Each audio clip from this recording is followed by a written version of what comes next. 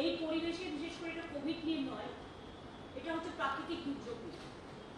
আপনারা জানেন একই সাথে আমাদের যেমন কোভিড সামলাতে হচ্ছে, একই সাথে আমাদের হাজার হাজার মাইগ্রেন্ট ওয়ার্কাররাও আসছে, তাদেরটাও দেখভাল করতে হচ্ছে। কে কোথায় যাবে, কোন জায়গায় যাবে, পৌঁছানোর অবস্থায় হেলথ স্ক্রিনিং করা, এটা কখন ট্রেন আসবে দেখা, প্রতিদিনই তো আসছে ট্রেন বাসটা সব। আর একটা মাথার উপর আবার এসে গেছে খানার ঘা, সেটা আপনারা সকলেই জানেন, আমফান নাম দিয়ে আসছে। গ্রীষ্মকাল, এই সময়টা আমরা আমটা খাই পাকা আম, আরে আমফানেও চলে আসছে এবং না বললেও কিছু হবে না, বলতে তো হবে বলেই। এবং এই ঝড়টা আমি শুনছি খুব দীপ্ত হবে, মানে একটু গভীর হবে এবং স্ট্রেংথটা বেশি থাকবে। ফলে এটা এক একদিন এক এক রকম বলছে, কেউ কেউ বলছে আইলার থেকেও বেশি বাড়তে পারে, আবার কেউ কেউ বলছে বুলবুল আইলা সবটাকে হার মানিয়ে দেবে, এত জোর হবে। অ্যাকচুয়াল আজকে থেকে আমরা যতটুকু জানতে পেরেছি আবহাওয়াবিদদের কাছ থেকে, যে আজ সারাদিন, আজ রাতে বৃষ্টি হবে, কালও বৃষ্টি হবে, কিন্তু বেলা 2টো নাগাদ কালকে হিট করবে সাগরে, দক্ষিণ 24 পরগনা, এবং তারপরে সেটা চলবে প্রায় মধ্যরাত্রি পর্যন্ত। মধ্যরাত্রি পর্যন্ত চলে সকালের দিকে, তারপরে ওটা বাংলাদেশের দিকে চলে যাবে। কিন্তু একটা জিনিস বারবার সবাইকে যেটা আমি বলছি, অনেক সময় আমরা বলি কি, যখন ঝড় আসে তখন ভাবি ঝড় আসে আমি ঘরে থাকি, যেই ঝড়টা থেমে গেল আমাদের প্রবণতা হচ্ছে আমরা একটু বেরিয়ে যাই, একটা ঝড় থেমে গেছে, হয়ে গেছে। এই ঝড়টা কিন্তু তার নয়। যখন মেন হিট করবে সেটা হচ্ছে চোখটা, হেডটা, তারপরে হিট করবে আরেকবার চোখটা, আই। এই ঝড়ের 3টে অংশ।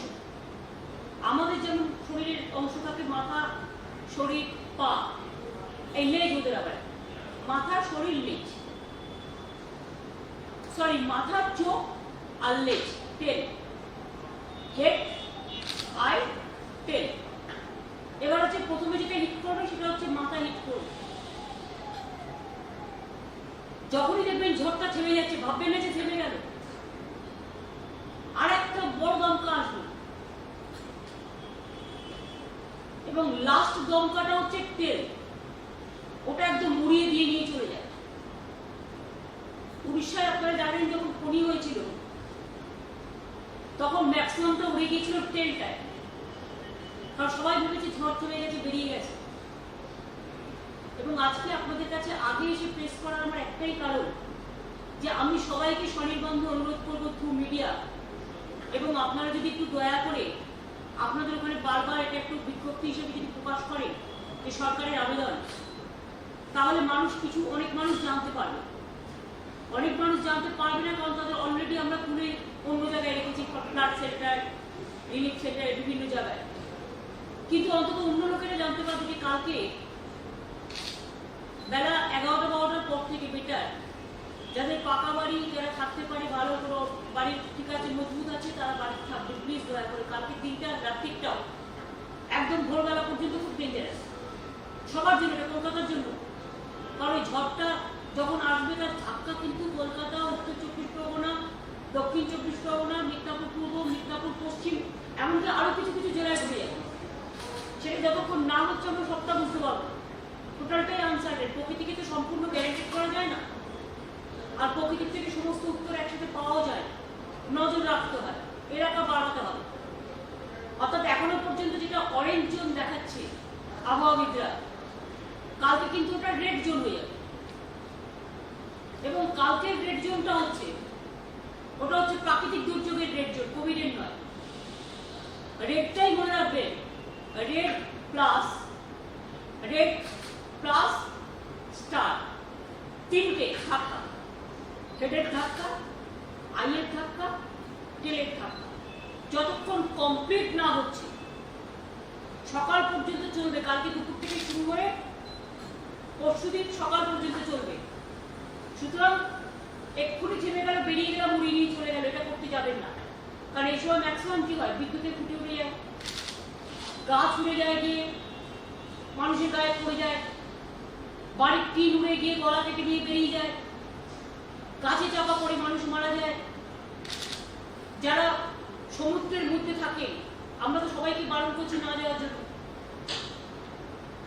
কারণ সমুদ্র উপকূলবর্তী অঞ্চল হিসেবে মনে রাখবে এটা কতগুলো জায়গায় খুব প্রিকশন নিচ্ছি আমরা, যেটা বিশেষ করে অনেকগুলো এলাকা আছে যেমন সাগর, মৌসুমী আইল্যান্ড, প্রাসাদগঞ্জ, গোসাবা, নামখানা, ঘোড়ামারি, কাকদ্বীপও আছে, বাসন্তী অনেকটাই আছে, ক্যানিংও সমুদ্র উপকূলবর্তী এগুলো আছে, মাতলা নদীর তীর ঘিরে। দক্ষিণ 24 পরগনা সবচেয়ে বেশি এফেক্টেড হবে, এবং দক্ষিণ 24 পরগনার পাশেই হচ্ছে উত্তর 24 পরগনা। সুতরাং উত্তর 24 পরগনা তো জেনে রাখবে, সব জায়গাগুলো আমরা বলতে পারছি না, বাট আগের বার যেগুলো হয়েছিল মেনলি আপনারা জানেন হাসনাবাদ, বসিরহাট, ওদিকে আপনার সন্দেশখালী, এই সমস্ত যে জায়গাগুলো আছে অধ্যুষিত ওই জায়গাগুলো। মিদনাপুরে যেমন হবে, মিদনাপুর পূর্বে আমরা অ্যাডিকুয়েট ভাবে দেখতে পাচ্ছি, যেটা মিদনাপুরেও সেরকম মনে রাখবেন যে রামনগর, খেজুরি, সুতাহাটা, এইসব জায়গাগুলো হবে, এবং আরো কিছু জায়গা মেদিনীপুর পশ্চিমও কিছু আছে। মিদনাপুর পশ্চিমে যে কোনো ঝড়টা হলে দাঁতন টাতন এগুলো তো হয় ক্ষতিগ্রস্ত, দাঁতন, নারায়ণগড় বা আরো কিছু এলাকা আছে, কিন্তু ওটা থেকে একটু বর্ডারটাকে বাড়াতে হয়। আমরা সব রকম ভাবে প্রস্তুত আছি, এবং আমরা অলরেডি পরশু দিন থেকে আমাদের টাস্ক ফোর্স কাজ শুরু করেছে, যেটা চিফ সেক্রেটারির নেতৃত্বে অল ডিএমদের অলরেডি ইনস্ট্রাকশন দেওয়া হয়েছে, অল এসপিদের, পুলিশ কমিশনের, এবং up to IC level, up to booth level, video level. আমরা ইতিমধ্যেই টেম্পোরারি শেল্টার, ফ্লাড শেল্টার তো আমরা অনেকগুলো তৈরি করেছি, আপনারা জানেন আমাদের গভর্নমেন্ট আসার পরে সেটা অনেককে রাখাটা আমাদের পক্ষে সুবিধে হয়, কিন্তু যেহেতু এখন কোভিডে চলছে, সোশ্যাল ডিস্টেন্সিং এর ব্যাপারও আছে, সেটা কতদূর চেষ্টা করা হবে, বাট মানুষ যখন বিপদে পড়ে, জীবন মৃত্যুর খেলা চলে, তখন মানুষ এটা ডিসাইড করে নেয়।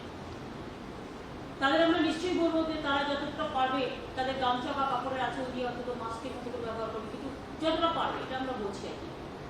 আমরা socially distancing and mask, sanitation ওগুলো করেছি যতটা পেরেছি।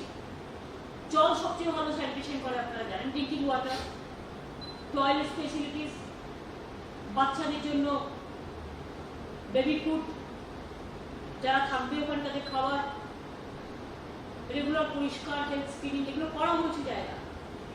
কিন্তু মনে রাখবেন যখন দুর্যোগ হয় তখন তো সবাই নিজে বাঁচতে চায়, তখন সবটা হয়তো করা যায় না, চেষ্টা করলেও করা যায় না, নিজেদের মতো করে নিজেদেরও করে নিতে হবে। সাউথ 24 পরগনায় প্রায় এখনো পর্যন্ত আমরা 2 লক্ষ মানুষকে ঘর থেকে সরিয়ে নিয়ে এসেছি, flood shelter, relief shelter, school, বিভিন্ন জায়গায়। দক্ষিণ 24 পরগনায় 50,000 প্রায়, তাই উত্তর 24 পরগনায় 50,000, দক্ষিণ 24 পরগনায় 2 লক্ষ লোককে আমরা তুলে নিয়েছি, উত্তর 24 পরগনায় 50,000-এর মধ্যে এখনো পর্যন্ত তুলে নিয়েছি আমরা। পূর্ব মেদিনীপুরে প্রায় 40,000 লোককে তুলে নেওয়া হয়েছে এই আশ্রয়, আর পশ্চিম মেদিনীপুরে প্রায় 10,000-এর মতো মানুষকে তুলে নেওয়া হয়েছে ত্রাণের যে সমস্ত শিবির হয়, মানে আশ্রয় কেন্দ্রে। তার কারণ এখানে আপনারা দেখতে পাচ্ছেন সংখ্যাটা প্রায় 3 লাখের মতো হয়ে গেল। বুলবুলে আমরা তুলেছিলাম প্রায় 1,80,000 মানুষ ইভাকুয়েট করেছিলাম, আর এবারে কিন্তু অলরেডি আমরা প্রায় 3 লক্ষ মানুষকে তার বাড়ি থেকে সরিয়ে এনে ত্রাণ সেন্টারগুলোতে রাখা হয়েছে, রিলিফ সেন্টারগুলোতে, বা আমাদের যেখানে ওখানে নানা রকম রিলিফ সেন্টার আছে, তারপরে আমরা ফ্ল্যাট সেন্টার তৈরি করেছি, সেগুলোতে স্কুল আছে, যতটা করা হচ্ছে। এছাড়াও আমাদের এনডিআরএফ টিম, এসডিআরএফ টিম, যেগুলো ডিজাস্টারের টিম হয়, আপনারা দেখুন জানেন এখন প্রত্যেকটা রাজ্য সরকার, আমি রেলের সময়টা করেছিলাম বলে আমার মনে আছে, যখনই কোনো অ্যাক্সিডেন্ট হয় এনডিআরএফকে বলাই থাকে, রেলের সাথে একটা প্যাকেজ করা থাকে, ওরাই তারা না পেয়ে। সুতরাং এটা স্টেট গভর্নমেন্টের একটা প্যাকেজ এনডিআরএফ এর সাথে করা আছে সেন্টারে, যখনই কোনো ইনসিডেন্ট হবে তারা না পেয়ে। সুতরাং আমরা এনডিআরএফ টিম, এসডিআরএফ টিম সহ আমরা total disaster management team, electricity team থেকে শুরু করে, হেলথ টিম থেকে শুরু করে, পিএইচই টিম থেকে শুরু করে, আমার আপনাদের সাথে কথা বলার পর মিটিংও আছে এখানে। আবার আমি ডিএমএসপিদের সাথে মিটিং করব এবং এসডিআর, হ্যাঁ এসডিআর 15টা অলরেডি পাঠানো হয়েছে বিভিন্ন জায়গায়, এনডিআরএফও পাঠানো হয়েছে। বাদ বাকি আফটার এফেক্ট যেগুলো, সেগুলো তো এগ্রিকালচার থেকে শুরু করে, পিএইচ থেকে শুরু করে, আমার জমি থেকে শুরু করে, গাছ থেকে শুরু করে, বাড়ি থেকে শুরু করে, এলাকা থেকে শুরু করে, রাস্তা থেকে শুরু করে, সেগুলো পরে আমরা দেখে নেব। পাওয়ার থেকে শুরু করে সেগুলো পরে স্পেশাল কেয়ার নিয়ে যতটা পাবো দেখে নেব। এখন মানুষের কাছে আমাদের যেটা রিকোয়েস্ট, প্লিজ আপনাকে যদি টাউনশিপে নিয়ে আসে আপনি সেটা ছেড়ে বেরোবেন না। কাল পরশু, যখন পরশুদিন সকালে সব ক্লিয়ার হয়ে যাওয়ার পরে, সকাল দুটোর পর যখন ক্লিয়ারেন্স দেবে অ্যাডমিনিস্ট্রেশন, তখনই বেরোবেন, তার আগে না। একটু কষ্ট করতে, আমি জানি কোভিড চলছে, এমনিতেই মানুষ গৃহবন্দী আছে, আবার এই দুর্যোগ একটা মাথার উপরে এসে পড়লো, সব একসাথে। নিজেরা ভালো থাকবেন, সুস্থ থাকবেন, বাচ্চাদের ঠিকমতো যত্ন করে রাখবেন, বয়স্কদেরও ভালো করে যত্ন করে রাখবেন, বাড়ির বাইরে বেরোবেন না। যারা বাড়িতেও থাকবেন, যাদের বাড়ি ঠিক আছে, কাঁচা বাড়ি নয় বা মাটির বাড়ি নয় বা ভেঙে পড়ার চান্স কম, তারা দয়া করে বাড়িতে থাকবে। এমনিতেই বাড়ির ভেতরে থাকতে বলছে, বাট যাদের বাড়ি ভেঙে পড়ার চান্স আছে তারা কিন্তু প্লিজ দয়া করে আমাদের সাথে সহযোগিতা করুন এবং আমাদের শিবিরে থাকুন। বাদ বাকি জিনিসগুলো যা যা করা, সেগুলো যা যা আফটার এফেক্ট যেগুলো করা, সেগুলো আমরা করবো। আর বিফোর এফেক্ট যেটা এখন সেটা করছি, তুলে এনে রাখছি। তাদের খাওয়া দাওয়া কোনো কিছু যেন অসুবিধা না হয়, সেটা আমি ডিএমকে আমরা বলে দিচ্ছি যতটা পারবো। দেখুন, বিপদে পড়লে তো আপনি ঘরে যেরকম থাকেন 365 দিন সেটা পাবেন না, বাট একদম যাতে না থাকে, খারাপ হয়, সেটাও দেখতে হবে। সুতরাং এগুলো একটু দেখে না। আর আপনাদের সকলের কাছ থেকে আমরা কোঅপারেশন চাইছি। আপনারা বারবার যদি আমাদের এই আবেদনটা মানুষের কাছে পৌঁছে যায় যে কালকে, আজ সারাদিন রাত কিন্তু বৃষ্টি হবে, কাল দুপুর 12টার পর থেকে ঘরে থেকে না বেরোনো বেটার। কারণ বলছে দুটোই হিট করবে, কিন্তু যখন হিট করে তার কিছুক্ষণ আগের থেকেই দুর্দান্ত বেগে চলতে শুরু করবে এবং হাওয়া বলছে কত কিলোমিটার, 150-160 কিলোমিটার বেগে। সুতরাং ইটস ভেরি ডিফিকাল্ট এখন থেকে এগুলোকে সব জানা। সুতরাং যতটা ইনফরমেশন পাচ্ছি, সেই ইনফরমেশনের ভিত্তিতে আমরা কাজ করছি। এবং ইতিমধ্যে আপনারা শুনেছেন কোভিড নিয়ে আমার ডিএমরা কাজ করেছেন, এসপিরা, পুলিশ থেকে শুরু করে administration, health worker, disaster all পুরো গভর্নমেন্ট।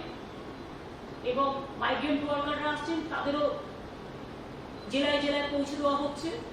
প্রতিদিনই প্রায় 8-10 হাজার আসছেন এবং ইতিমধ্যে প্রায় 1,03,000 এসে গেছে এবং আরও আমরা বগি বাড়াতে বলছি, যাতে 10 দিনের মধ্যে আরও 4-5 লাখ লোক এসে যায়। আমাদের ছেলেরা মেয়েরা ঘরে ফিরে আসুক, বাট আমি বৃষ্টির দিনটা কালকে বন্ধ রাখতে বলবো। কালকে মানে যদি রাস্তায় ওরা বিপদে পড়ে, ঝড়ঝঞ্ঝায়, রাজীব এটা বলে দেওয়া গেল যে কালকে রাত্রিটা যেন অ্যাভয়েড করে, কাল দুপুর থেকে পরশু সকাল 10টা অবধি। কারণ রাস্তায় যদি আটকে যায় বা রাস্তায় ট্রেনের উপর কোনো ইনসিডেন্ট হয়ে যায় বা অ্যাক্সিডেন্ট হয়ে যায়, হ্যাঁ তুমি রেলকেও বলবো, হ্যাঁ রেলকে বলবো, এটা তোমার হোম মিনিস্ট্রিতেও একটু বলবো যে যেহেতু ওই 24 আওয়ার্স আমাদের যেন মুভমেন্টটা না থাকে, কারণ তাহলে বিপদে পড়ে যাবে। সুতরাং এই পর্যন্ত। হ্যাঁ, হোম মিনিস্টার আমাকে ফোন করেছিলেন, এটার ব্যাপারেই কথা বলতে। আমি না, আমরা সব ঠিক আছে, কোনো অসুবিধা নেই, আমরা সবাই মিলে চেষ্টা করছি। আমরা বুঝগুলোও করেছি, আপনারা জানেন। এবং এইটা হয়ে যাওয়ার পরেই আমার আপনাদের কাছে বললাম এই কারণে, যাতে মানুষ যেখানে যেখানে আছে জানতে পারে। আর আমাদের এটা ডিএমদেরও বলবো, আমরা যে কথাগুলো বললাম, বিভাগ প্রজেক্ট সেন্টারেও আছে, তারা একটা ক্যাসেট করেও বা কী করে একটা মাইক্রোফোন করে এটা সবাইকে যেন জানিয়ে দেয়। কারণ তারা তো ওখানে টিভি দেখতে হবে, আর তাদের ওখানে একটা হতে পারে রেডিও পাবে কিনা আমি জানি না, আছে কিনা কানেকশন, বা কানেকশন হয়তো নাও। SMS তো সবাই পাবেন না, ইন্টারনেট কানেকশন থেকে গেলে কোথেকে পাবে, প্রাকৃতিক দুর্যোগ দেখে না, যতটা পারে মাইকে মাইকে বলবো, বা একজন অফিসার গিয়ে যেখানে যেখানে সেন্টারে আছে ওই হ্যান্ড মাইক নিয়ে একটু বলবো যে আপনারা সতর্ক করা হচ্ছে, এটা মাথায় রাখবেন। এইটা একটা।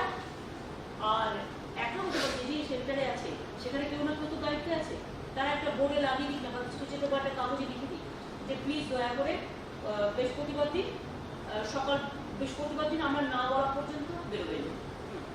ঝড় থেমে গেলেও আবার ধুয়ে আসতে পারে, তাই যতক্ষণ পর্যন্ত ক্লিয়ারেন্স না দিচ্ছে বেরোবেন। এসব লিখে নিতে হয় যে ভাববেন না ঝড় থেমে গেছে, ঝড় থেমে গেলেও পরে একটা তার মানে একটা থাকে রেস থাকে, সেই রেসটাতে যদি ক্ষতি না হয় সেটা দেখে নিতে হবে। এরপরে আপনাদের সাথে কথা বলার পর আমাদের ডিএমএ মিটিং আছে ডিএমএস থেকে, এবং all department, all important department তাদের সাথে এক্ষুনি আমরা মিটিং করব।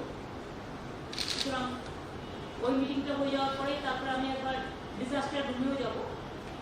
24/7 আমাদের একটা নম্বর, কারণ কন্ট্রোল রুমের নাম্বারটা আমায় দিয়ে দিন, কন্ট্রোল রুমের নাম্বারটাও তো বলে দিন। কি নাম্বার? 1070 কন্ট্রোল রুমের নাম্বারটা। একটা নাম্বার থাকলে লোকে পায় না, দুটো না, আমাদের এখানে নম্বরটা 60টা ফোন আছে, 60 লাইন আছে, সেটা মেন নাম্বারটা বলাই বলে দিয়েছি তাদের।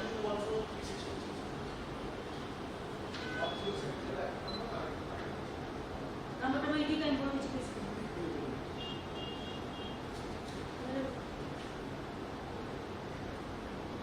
কোনো রকম প্রবলেম হলে তারা দেখে নেবে।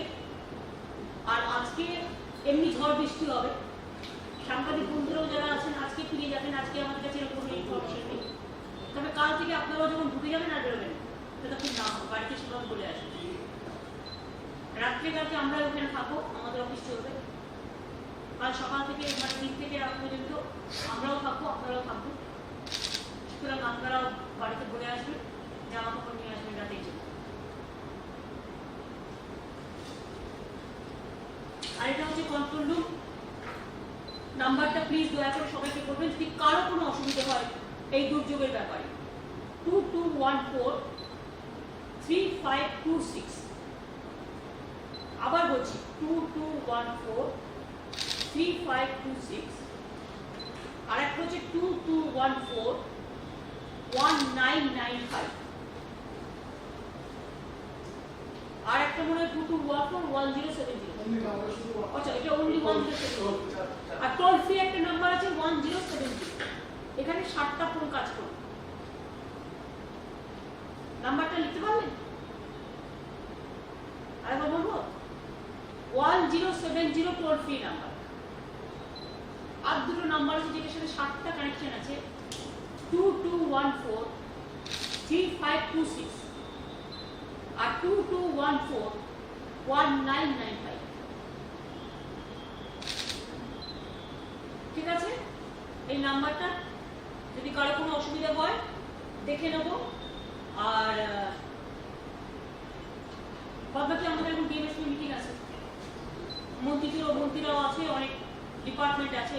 এই যত ডিজাস্টার সাথে disaster department, PHE department, PWD department, panchayat department, cooperation department, agro marketing department, agricultural department, horticulture department, fire brigade department, finance department, then health department, then police department, all will be, fisheries department, mayor Kolkata corporation.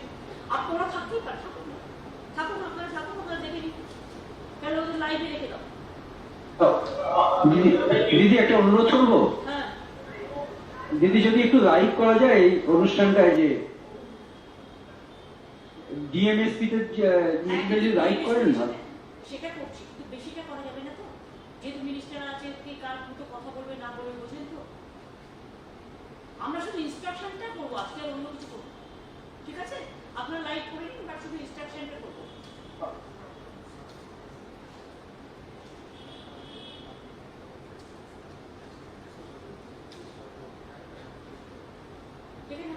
এসে TT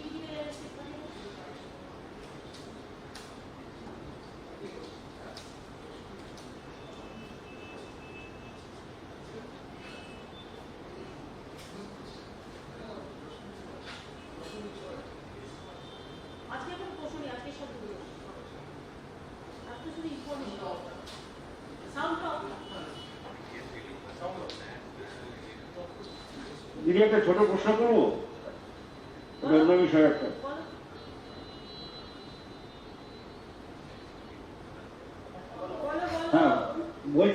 শুক্রবার বিরোধী দলগুলো নিয়ে একটা আলোচনা আছে corona পরিস্থিতি নিয়ে, এটা নিয়ে যদি একটু বলেন কিছু। এটা নিয়ে কি বলা উচিত? আমরা জানতে চাইছি যে আপনি আর কি করবেন। কিছু না, আমরা কিছু সেক্টর লিডার যারা শারদজি বলেছেন, সোনিয়াজিও বলেছেন, স্টালিনও বলেছেন এবং সীতারাম ইয়েচুরিও আছে, আরো যারা যারা আছে, হেমন্ত সোরেন থেকে শুরু করে উদ্ধব ঠাকরে থেকে শুরু করে এরকম কিছু রাজনৈতিক অপোজিশন পার্টি তারা কোভিড নিয়ে আলোচনা করবে। ভালো, এটা সরকার শুধু তো আমরা কোভিড নিয়ে অলওয়েজ আলোচনা করি, তো একটু বিরোধীরা একটু আলোচনা করে নেবো, এই আর কি। শুক্রবার দিন তারা দেখবে যে যার জায়গা থেকে ভিডিও কারেকশনে করবে, নিজেদের মধ্যে আলোচনা কি করে আরো ভালো করে কাজ করা যায় সেটা নিয়ে। আর আমরা কি ফেস করছি সেটা নিয়ে, দুটো দিক। সন্তুষ্ট? এই কালকে ভালো করে মাস্ক নিয়ে আসবে, হাতে গ্লাভস পরে আসবে, আর এখানে যে জামা কাপড়টা পরে আসবে সারাদিন পরে যাবে, রাত্রিটাকে সারাবার নিয়ে আসবে। নিজেদের সুস্থ ও যত্নে রাখবে। তোমরা ভালো থাকলে তোমাদের পরিবারের লোকগুলো ভালো থাকে।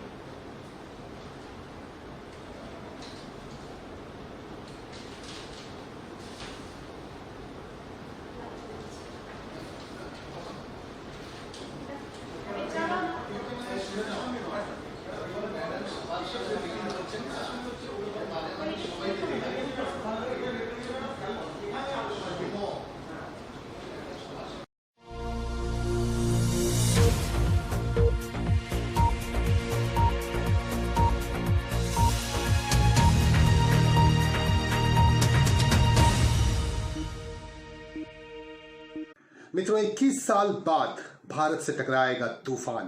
1999 में भी ऐसी ही स्थिति पैदा हुई थी जिसमें 9,000 लोगों की जानें चली गई थी।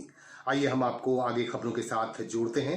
आपको हम बता रहे थे कि किस तरह से अम्फान का हमला होने वाला है और इसकी तैयारियां लगभग पूरी हो चुकी हैं। अभी हमने आपको दिखाया कि पश्चिम बंगाल की मुख्यमंत्री ममता बनर्जी ने भी जिलाधिकारियों के साथ बातचीत की। अब हम आपको लिए चलेंगे बंगाल के ही ईसीएल क्षेत्र में, ईसीएल के सातग्राम एरिया स्थित जेके नगर से हमारे पास एक खबर आ रही है कि जेके नगर में ड्यूटी पर तैनात कुछ कोयला श्रमिकों पर अपराधियों ने हमला बोल दिया, जिसमें 3 श्रमिक बुरी तरह घायल हो गए हैं। एक श्रमिक के सर में बहुत ही जबरदस्त चोटें आई हैं, उसे अस्पताल में दाखिल कराया गया है। श्रमिकों का ये कहना है कि कोलियरीज में जहां वो ड्यूटी करते हैं वहां सीसीटीवी कैमरे भी लगने चाहिए और उनकी सुरक्षा पर विशेष ध्यान होना चाहिए ईसीएल प्रबंधन का। और इसी मांग को लेकर श्रमिक यहां विरोध प्रदर्शन भी कर रहे हैं, लगातार विरोध कर रहे हैं। उनका कहना है जब तक अपराधी पकड़े नहीं जाएंगे उनका प्रदर्शन चलता ही रहेगा। आइए दिखाते हैं ये रिपोर्ट आपको।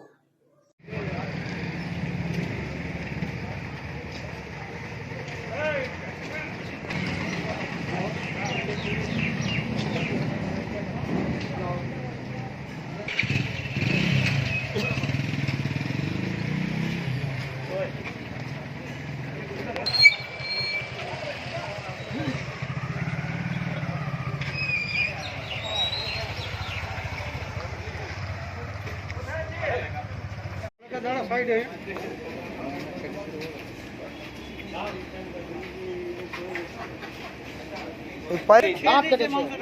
লেগেছে নাকি একটু নিচে দাঁতে করে কেটে দিয়েছে। হ্যাঁ দাঁত গিট যাচ্ছে বড় একটা ডিপার্টমেন্ট অন ডিউটিতে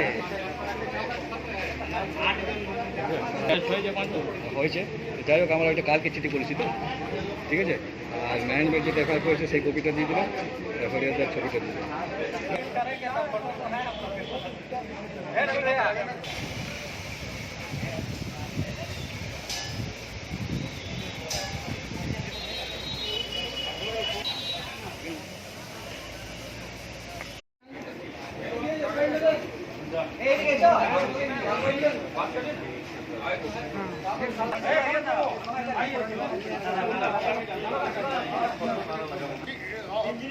ENM डिपार्टमेंट जिंदाबाद, ENM डिपार्टमेंट जिंदाबाद। काल जो झमेला हुआ मैनेजमेंट जवाब दो। काल जो हरिहरदास सहाना और अमित मियां को यहाँ गाँव वाले लोग मारा, मैनेजमेंट जवाब दो। जब तक सेफ्टी सुरक्षा नहीं देगा ENM ड्यूटी नहीं करेगा। ENM जिंदाबाद जिंदाबाद जिंदाबाद ENM जिंदाबाद जिंदाबाद जिंदाबाद ENM जिंदाबाद जिंदाबाद जिंदाबाद मैनेजमेंट जवाब दो जवाब तुमको देना होगा ENM यहाँ ड्यूटी कर रहा है, सेफ्टी का जिम्मा मैनेजमेंट तुमको देना होगा जब तक सेफ्टी का जिम्मा नहीं लेगा हम लोग ड्यूटी नहीं करेंगे इंकलाब जिंदाबाद इंकलाब जिंदाबाद বিষয়টা হলো যে কারেন্ট নিয়ে এই ঝামেলাটা যেটা হয়েছে সেটা কারেন্ট নিয়ে হয়েছে, বিজলি নিয়ে হয়েছে। যে ভিলেজে যে এখান থেকে কারেন্টটা যায় মানে সেলের লাইনটা, সেই লাইনটাতে ওদের যে 400 কেবির একটা ট্রান্সফর্মার আছে, সেই ট্রান্সফর্মারটা তার কন্ট্রোলিং একটা 3.3 এইচটি সুইচ আছে। তো সেই সুইচটা টিপ করে যাচ্ছে মানে ওভারলোড টিপ করে যাচ্ছে তো সেই ওভারলোড টিপ করে যাওয়ার জন্য কি হচ্ছে, এবার ওভারলোড টিপ করে যাওয়ার জন্য ওটা স্ট্যান্ড করছে না। এবারে স্যার যখন সুইচে স্ট্যান্ড করছে না হয়তো অনেক লেট হয়ে যাচ্ছে, হয়তো সেকেন্ড শিফটে রাত 11টা 11:30 সময় হতো, তারপরে লাইনটা স্ট্যান্ড করছে, তখন থেকে লাইনটা থাকছে। আবার ভোরবেলায় টিপ করে যাচ্ছে। তো 400 কেবি ট্রান্সফর্মার যদি ওভারলোডটা বাইপাস করে দেওয়া হয় তাহলে হয়তো ট্রান্সফর্মার টিকবে না। তো এখন ট্রান্সফর্মারটা টিকবে না, আমরা হচ্ছে শ্রমিক, আমরা ইলেকট্রিক ডিপার্টমেন্টে কাজ করি, তো আমরা কি করি? আমাদেরকে ম্যানেজমেন্ট যেমন বলবে সেরকমই আমরা কাজ করি। কি ঘটনাটা কি হয়েছে? ঘটনাটা এটাই ঘটেছে যে ম্যানেজমেন্ট বলে দিয়েছে যে না, ট্রান্সফর্মারটা যেন না জ্বলে, ট্রান্সফর্মারটা যেন ঠিক থাকে। তো ট্রান্সফর্মারটা ঠিক রাখার জন্য লোডটা যদি বেড়ে যায় তাহলে টিপ করে যাচ্ছে। তো টিপ করে গেলে তখন হয়তো লাইনটা অনেকক্ষণ পাচ্ছে না। তো সেই জন্যে ওরা এক বেগ কালকে বিকেলবেলা এলো, আসার পরে বলছে তোমরা সব লাইন টাইন কেটে দিচ্ছ, এসে একটু মানে ঝুট ঝামেলা করে দিল। 3জনকে ইঞ্জুরি করে দিল, একজনকে মাথা ফেটে গেল, একজনের হাত ফেটে গেল, একজনকে পা ফেটে গেল, একজনকে দাঁত হয়ে গেছে। আপনারা কি চাইছেন? আমরা চাইছি সলিউশন চাইছি। আজকে কি আপনারা বিক্ষোভে নেমেছেন? আমরা বিক্ষোভে নেমেছি। আজকে কি কাজ বন্ধ রেখেছেন? আমাদের কোনো সিকিউরিটি নাই, কিছু নেই। আমরা তো ওয়ার্কার, আমরা শ্রমিক, আমাদেরকে যেমন অর্ডার দিয়েছে কাজ করতে মেরে দিয়ে চলে গেল। আপনারা কি কিছু বন্ধ আছে আজকে? আপনারা কিছু বন্ধ রেখেছেন? হ্যাঁ, আজকে আমরা সব টোটাল ইঞ্জিনিয়ারিং ডিপার্টমেন্ট টোটাল বন্ধ, ইলেকট্রিক্যাল মেকানিক্যাল টোটাল বন্ধ, ইঞ্জিনিয়ারিং ডিপার্টমেন্ট টোটালি বন্ধ, ইঞ্জিনিয়ারিং ডিপার্টমেন্ট। আপনার নামটা না থাকলে করা হবে না।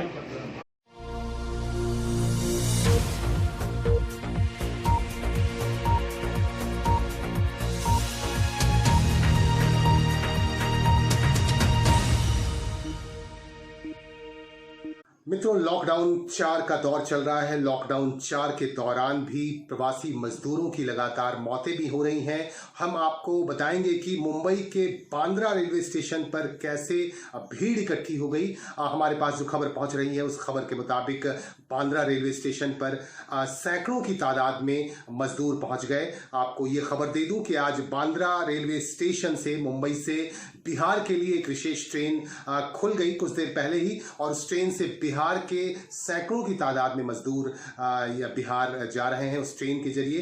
और ये जानकारी भी आपको दे दूं कि इस ट्रेन में 1000 प्रवासी मजदूरों को जाने की इजाज़त दी गई थी, लेकिन यहाँ 1000 से भी ज़्यादा मजदूर पहुँच गए और बांद्रा स्टेशन पर काफ़ी भीड़ देखी गई और आहिस्ता आहिस्ता पुलिस की मदद से भीड़ को यहाँ से हटाया जा सका। और एक तस्वीर हम आपको दिखाएंगे उत्तर प्रदेश के गाजियाबाद में भी यही स्थिति लगभग है और यहाँ भी प्रवासी मजदूरों की काफ़ी भीड़ दिख रही है। घर जाने की जल्दी और घर जाने की तड़प इनमें दिख रही है प्रवासी मजदूरों में। आइए हम आपको दिखाते हैं ये दृश्य कि किस तरह से मजदूरों में बेचैनी है, किस तरह से कौतूहल है घर जाने की।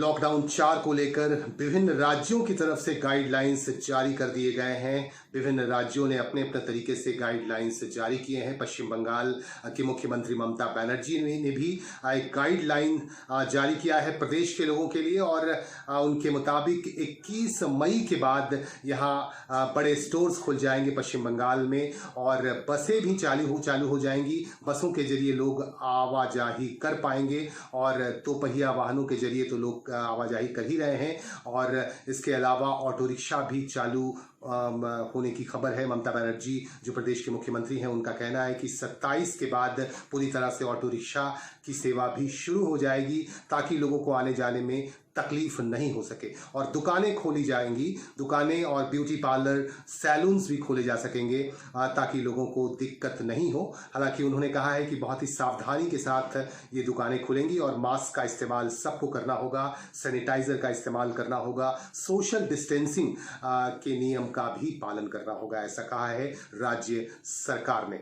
और इसी के बीच हम आपको बता दें कि हमारे पास एक खबर आ रही है झारखंड के धनबाद से। धनबाद में एक संगठन है, सिख समाज से जुड़ा हुआ एक संगठन, गुरुद्वारे से जुड़ा हुआ एक संगठन जो लगातार लोगों को भोजन करवा रहा है। यहाँ किसान चौक के पास भोजन करवाया गया प्रवासी मजदूरों को। कहते हैं बड़ा गुरुद्वारा के लोग लगातार इस तरह का काम कर रहे हैं और आज भी देखा गया, आज भी काफ़ी तादाद में यहाँ पे लोग भोजन के लिए जुटे और सभी गरीब और प्रवासी मजदूरों को यहाँ पर भोजन कराया गया। बड़ा गुरुद्वारा के सदस्यों ने इन्हें भोजन करवाया और इन्हें ज़रूरत की चीज़ें भी थीं।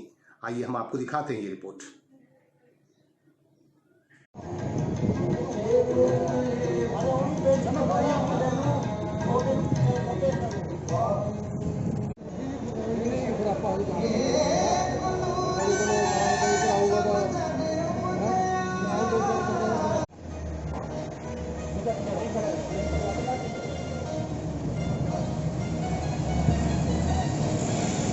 कमेटी बैंक मोड़ के द्वारा खिलाया जा रहा है और आज 54 दिन हो गया। ये लगातार रोज 1500 आदमियों के जरूरतमंदों का बनाया जाता है और धनबाद के विभिन्न क्षेत्रों में ये वितरण किया जाता है। जिस तरह आज किसान चौक में दे रहे हैं, कभी महोदा में, कभी धनसार में, कभी कुमाटुपी में, कभी तेंदुआ में, कभी बांसजोड़ा में, ये अलग अलग क्षेत्रों में जितने भी जरूरतमंद हैं उनको दोपहर का और रात का भोजन निरंतर जारी है बड़े गुरुद्वारे से। आपका परिचय? हमारा बड़े गुरुद्वारे के अध्यक्ष तेजपाल सिंह। Thank you.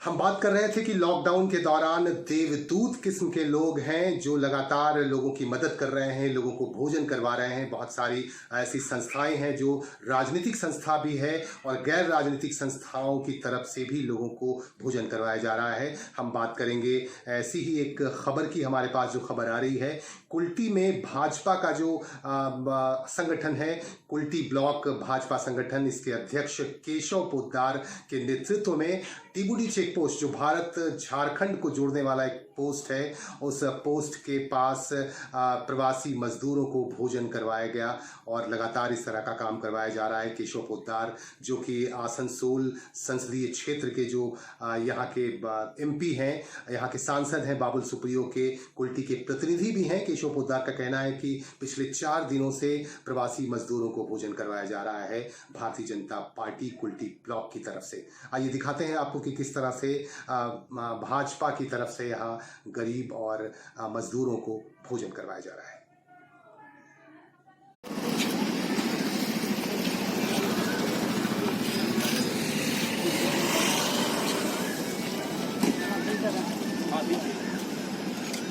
बाकी जा रहा है सबाई के एक बार पाठे ना ग्रुप है वो बदवन से बेटो ना चुरे जाओ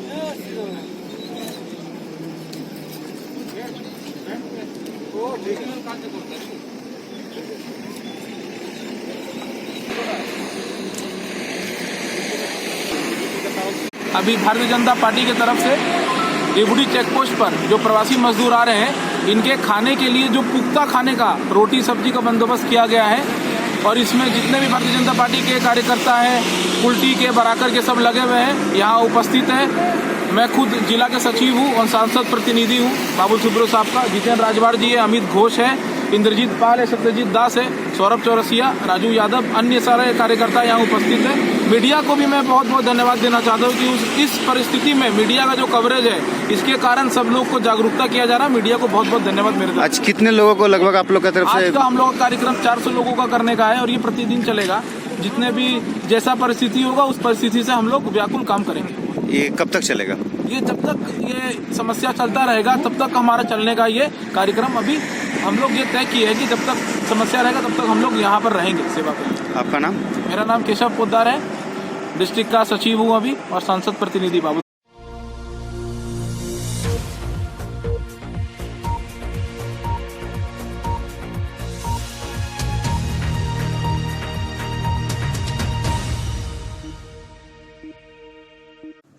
मित्रों, एक बात बार बार उभर कर सामने आ रही है कि इस लॉकडाउन का सबसे बड़ा खामियाजा भुगतना पड़ रहा है प्रवासी मजदूरों को। लगातार मजदूरों की मौतें भी हो रही हैं। आज सुबह भागलपुर में नवगछिया राष्ट्रीय राजमार्ग 31 पर एक सड़क हादसा हो गया। अंभी गांव के निकट एक बस और एक ट्रक में आमने सामने भिड़ंत हो गई और इस भिड़ंत के बाद बस में सवार लगभग 6 प्रवासी मजदूरों की मौत हो गई, जबकि 1 दर्जन से भी ज्यादा मजदूर पूरी तरह घायल बताए जा रहे हैं। आपको बता दूं कि अंभी गांव के निकट नवगछिया नेशनल हाईवे 31 पर यह हादसा हुआ। बस और ट्रक आमने सामने भिड़ गई जिसमें यह हादसा हुआ और इस भिड़ंत के बाद ट्रक एक खड्डे में गिर गई, जबकि बस में सवार मजदूरों की मौत हो गई। 6 मजदूरों की मौत हुई है और 1 दर्जन से भी ज्यादा मजदूर घायल बताए जा रहे हैं। इन घायलों को पास के अस्पताल में दाखिल कराया गया है। दूसरी तरफ महाराष्ट्र से झारखंड की तरफ आ रही एक बस जो प्रवासी मजदूरों को लेकर आ रही थी झारखंड, वह भी यवतमाल के पास दुर्घटनाग्रस्त हो गई। इस दुर्घटना में भी 4 मजदूरों की मौत हो गई और इसमें 15 मजदूरों के बुरी तरह घायल होने की खबर आ रही है। हम आपको दिखाएंगे कि भागलपुर में जो घटना हुई, भागलपुर की बहुत ही भीषण घटना हुई और हम आपको दिखाएं किस तरह से यहाँ घटना घटी और कैसे खड्ड में गिर पड़ा वो ट्रक। एक्सीडेंट के बाद, दुर्घटना के बाद खड्ड में गिर पड़ा ट्रक हम आपको दिखाएंगे इन तस्वीरों में।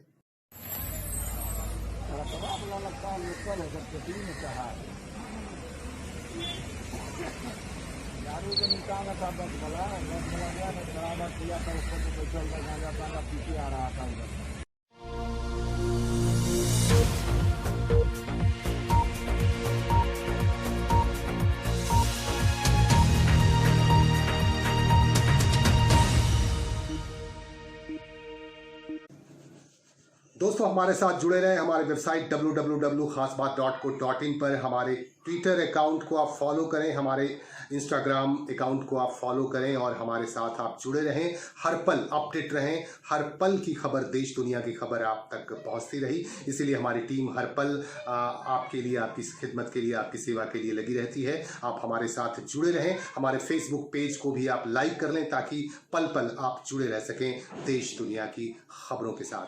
आज हम यहीं लेंगे आपसे विदा। जल्द ही मिलेंगे, फौरन मिलेंगे और जरूर मिलेंगे। नमस्कार।